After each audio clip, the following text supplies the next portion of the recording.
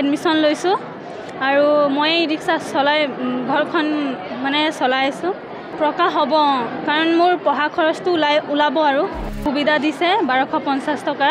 আমাৰ গাড়ী ভাড়া কিতাপ পত্ৰৰ খৰচ দিছে, বহুত বহুত ধন্যবাদ। মই ৰিক্সা চলাই কলেজত এডমিশ্যন লৈছোঁ আৰু মই ৰিক্সা চলাই ঘৰখন মানে চলাই আছোঁ।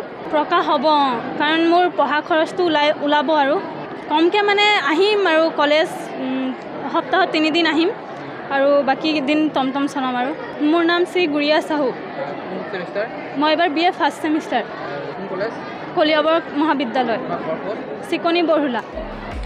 বহুত বেছি ভাল লাগিছে আৰু হিমন্ত বিশ্ব শৰ্মা ডাঙৰীয়ালৈ বহুত বহুত ধন্যবাদ জনাইছোঁ আৰু পাই খুব ভাল লাগিছে, কিয়নো আমাৰ বহুত প্ৰয়োজনীয়, যিহেতু এনেকুৱা বহুত ল'ৰা ছোৱালী আছে যি দৰিদ্ৰ সীমাৰেখাৰ তলৰ ল'ৰা ছোৱালী, তেওঁলোকে এইটো পইচাৰে বহুতখিনি মানে সহায় পাব বুলি আশা কৰিছোঁ।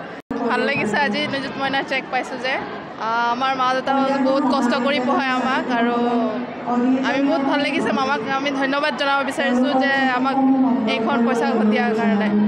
চেক পাইছোঁ, বহুত ভাল লাগিছে। মোৰ মনটো বহুত আনন্দ হৈ আছে কাৰণ আজি আমাক ইমানখিনি সহায় কৰিছে, যাতে আমি আৰু আগতে আমি ভালকৈ পঢ়িব পাৰিম। মুখ্যমন্ত্ৰী ডাঙৰীয়াক ধন্যবাদ জ্ঞাপন কৰিছোঁ।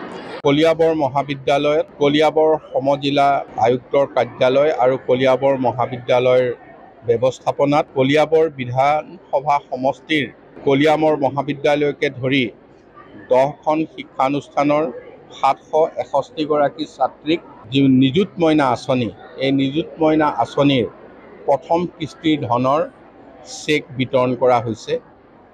এই সকলো 761 গৰাকী ছাত্ৰীয়ে আজি ইয়াৰ পৰা হাতে হাতে চেক লৈ যাবৰ বাবে আমি অনুৰোধ জনাইছোঁ আৰু তেখেতসকলৰ একাউণ্টত এই চেক জমা দিব।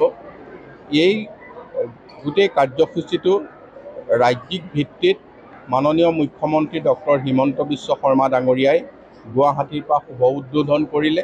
আজি অসমৰ প্ৰত্যেকটো বিধানসভা সমষ্টিত এটা বা একাধিক স্থানত সকলো ছাত্ৰীক সমবেত কৰি আমাৰ বিভিন্ন মন্ত্ৰী বিধায়কসকল উপস্থিত থাকি জিলা প্ৰশাসনৰ সহযোগত আজি এই আঁচনি সম্পন্ন কৰা হৈছে।